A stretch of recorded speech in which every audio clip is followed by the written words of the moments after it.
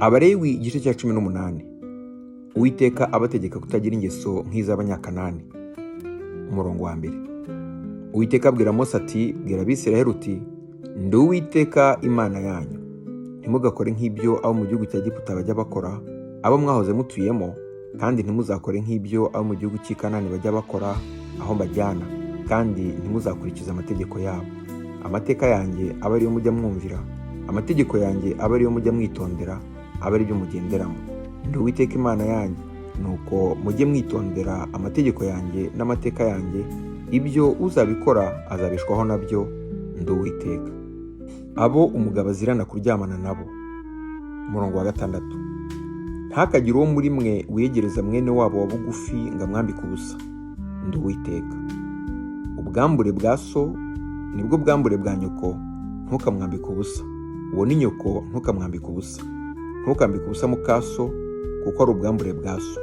Ntukambike ubusa mushiki wawe musangiye so cyangwa nyoko, naho yavutse iwanyu cyangwa ahandi, ntukamwambike ubusa. Ntukambike ubusa umukobwa w'umuhungu wawe cyangwa uw'umukobwa wawe, ntukabambike ubusa, kuko ubwambure bwabo ari ubwawe.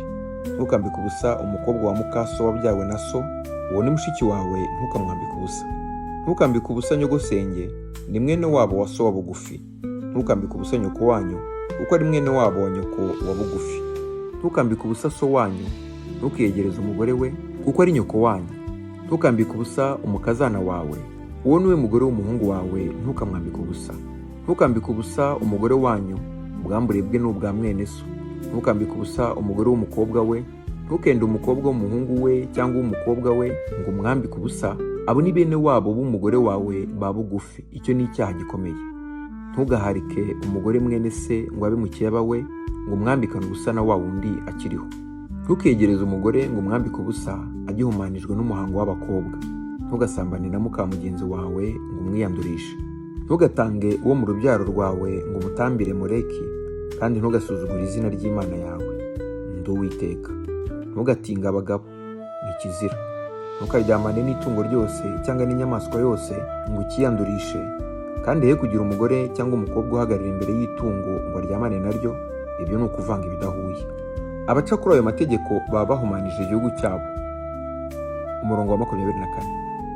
Ntimukagire icyo muri ibyo byose mwiyandurisha, kuko ibyo byose byanduje amahanga nzirukana akabahunga, igihugu cyayo kikaba cyanduye. Nicyo gituma gihora gukiranirwa kwacyo kikaruka abagituyemo. Nuko mwebweho mujye mwitondera amategeko yanjye n'amateka yanjye, ntimukagire icyo muri ibyo bizira mukora, naho yaba kavukire cyangwa umunyamahanga ubasuhukiyemo. Kuko ibyo bizira byose bene icyo gihugu bakoze, batuyemo mbere yanyu, icyo gihugu kikaba cyanduye. Ntimuzabikore kugira ngo icyo gihugu kitabaruka namwe nimucyanduza, nk'uko cyarutse ishyanga ryatuyemo mbere yanyu. Umuntu wese uzakora icyo muri ibyo bizira, ubugingo bw'ababikora buzakurwa mu bwoko bwabo. Nicyo gituma mukwiriye kwitondera ibyo mbihanangirije, kugira ngo mutagira iyo muri iyo mihango izira mukora yakorwaga n'ababanjirije mukayiyandurisha. Ndi Uwiteka Imana yanyu.